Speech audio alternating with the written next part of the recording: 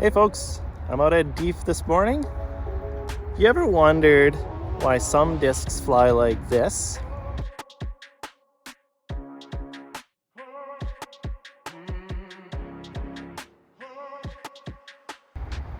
And other discs fly like this?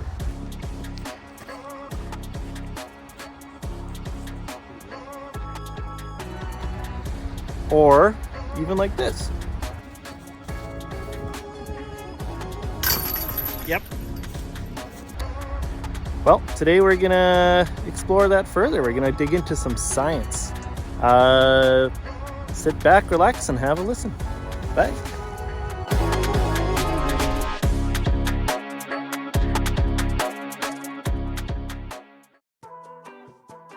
All right, we're back in the shop. So welcome back to our Let's Build a Disc series. This is the first video in our design series, so I thought I'd just go over a bit of what you can expect in the coming weeks. First off, this is just a rough outline of what we're going to be going over. We have several weeks of material that we're going to be creating.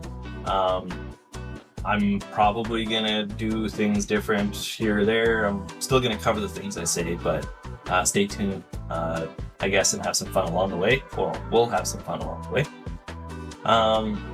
So in this week's video, we're going to go over the science behind disc flight with an introduction to the forces and theories that apply to disc flight. We're also going to do 1.5 video today. So after we go over this outline, we're also going to take a high-level look at the history of physics and disc golf to understand how we arrived at the disc designs that we have today. The reason I want to spend a little bit of extra time on this first video is I want to make sure that people understand discs fly a certain way. There's theories that apply to these discs that were designed a certain way. But we also have the history of science and of the leadership that created the sport. And that's why we have what we have today. So after we do today's video, we're also going to do a bunch of other videos. We're going to talk about, in the following videos, a lot more about disc design and iteration of that design. I'll show some design work along with testing of some preliminary models, production of those preliminary models. I think it's going to be a lot of fun. I'll be able to take a disc, create a couple different versions. We can go throw it in the field and see how it flies, and make some videos and see what other people think of it.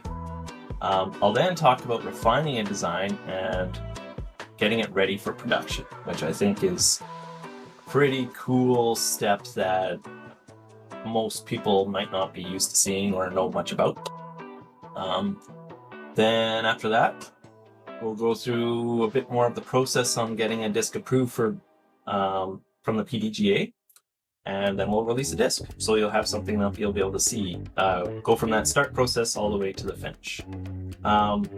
We'll probably have other stuff throughout, like playing disc golf. So hop on and hopefully enjoy the ride with me.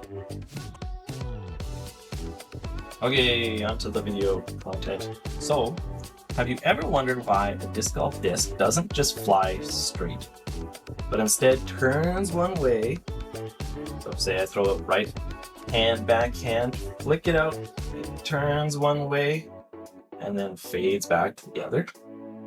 It all comes down to the disc's shape, the speed of the disc, and the aerodynamics.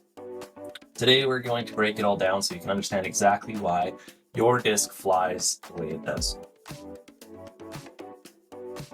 Alright, so step 1, the basics of disc flight. A disc golf disc moves through the air under the influence of 3 main forces.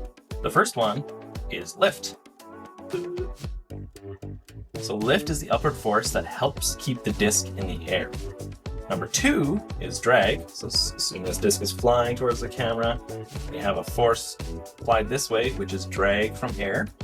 This is the air resistance that slows down the disc. And 3 is the spin, which is the rotation that stabilizes the flight and affects its turn and fade. So step 2, why a disc turns. So when we're talking about turn, what do we mean? Well, when we're doing the right hand backhand throw and we chuck the disc. The turn is the effect that it tilts up and turns in the direction of the rotation. So when you throw a disc with a lot of speed and spin, something interesting happens. It turns to the right for your right-handed backhand throw. But why?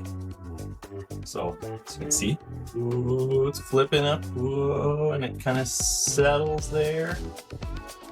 So why does it do that? It's because of something called gyroscopic precession, and in combination with the Bernoulli effect based upon Bernoulli's principles. Here's how it works. So the disc is spinning rapidly, which means it's resisting changes to its orientation. There's a whole variety of videos on this in the internet if you're interested on gyroscopic precession. One of the most interesting is there's many professors who've done it in their classes. They spin a wheel on a bike, they attach it to a string, and they can move the tire or the wheel. Maybe I'll show a picture of it right here, and it'll hold that orientation. So gyroscopic precession allows that orientation to be held because of the spinning motion. So the disc is spinning rapidly, which means it can resist changes to its orientation.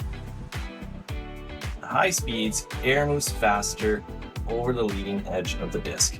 This creates low pressure on the top of the disc, causing the disc to tilt and turn to the right. And the reason for that, if we go back to the gyroscopic precession idea, is that when you have a force applied in gyroscopic precession, we use a thing called the 90-degree rule. So if you have, we'll use it for two examples. So when you have air passing straight towards the disc, and you have a force applying on the nose, as you go nose down, that force, as this disc spins, is going to apply 90 degrees. So it's going to want to push the disc down this way. Secondly, when we have a lift applied, we have to think about where that lift is being applied. And with discs, with most of our drivers, we want to have a center of lift behind the center of the disc. So when we see the lift happening, it's happening here on the underside.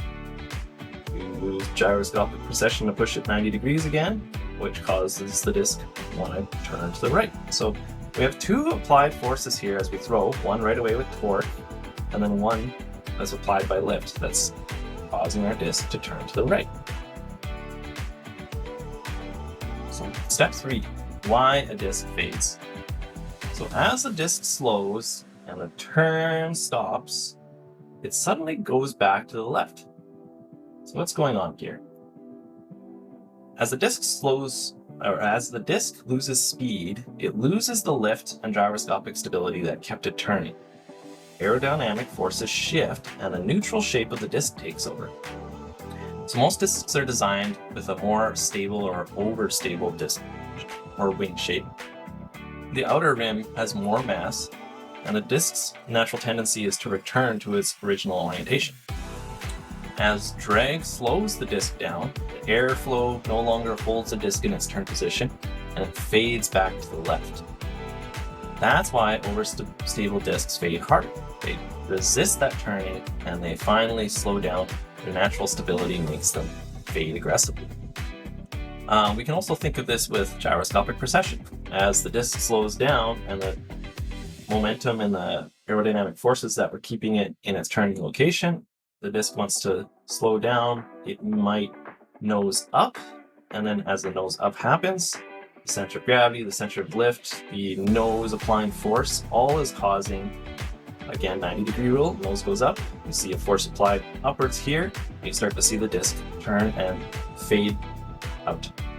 So it's always hard to say not to say turn, but it'll cause the disc to lift here and fade out. So let's just look at two different discs and compare them now that we've had this profile considered. So this disc here is a driver, it's the one I've been using so far. The profile on it has a nice wing shape. It's made to be aerodynamic and fly. So when we throw it, it's first off got a nice strong parting line, which will stop that really aggressive torque that happens from when you throw it, from doing the nose down, pitch up throw. So you can throw it very hard and it's not going to want to just spin over on itself, but it'll also have lift if you get it to fly nicely with the airfoil. So that combination is going to get it to fly up glide, and it's going to fade based upon the characteristics of the disc. When it loses that momentum, goes nose up, and it fades out. So that makes sense. I think a lot of people understand how a driver works. They understand how it's going to fly. This one, I'll tell you the numbers now. It is a -1 turn, 3 fade. So it is going to want to turn a bit, but it is going to want to fade. We won't dig into the numbers and how the dimensions affect the numbers quite yet. We'll do that in the coming videos, but for now, that's a key to understand just by looking at the profile. So now we have the Chickadee. Our Chickadee is a 2303. So the Chickadee, if we look at the profile here, so this is a very overstable disc. And the reason that it's overstable comes from where the parting line is and how the air is passing on top and underneath. Again, the two things that it resists, when you throw it hard with a lot of torque, the actual disc itself does have aerodynamics to cut through the air and separate the air, but it doesn't have aerodynamics causing a lot of lift. So what it's going to do is it is going to have some lift, but it's going to fly and it's going to resist any of those upward pushes of air and upward lift that we see, which is intentional. This is a disc that's meant to be able to fly good in wind. And because of that, we can throw this disc in a whole bunch of different environments. It's going to want to just be thrown. It's going to not turn at all. It's just going to kind of fade out. So one thing that we also have to remember is that when we have discs like this that we can throw, and they have just a 0 and a 3, you still can get a turn by using hyzer rings. So in the case of the Chickadee, if you throw it hyzer, it's going to hyzer even more, so you can get it to land vertical if you wanted to. But you can also throw it anhyzer, beforehand anhyzer, and when you throw it, it's going to want to fade and land. So you can get still an S shape out of it, but again, it's coming from your anhyzer angles that you check.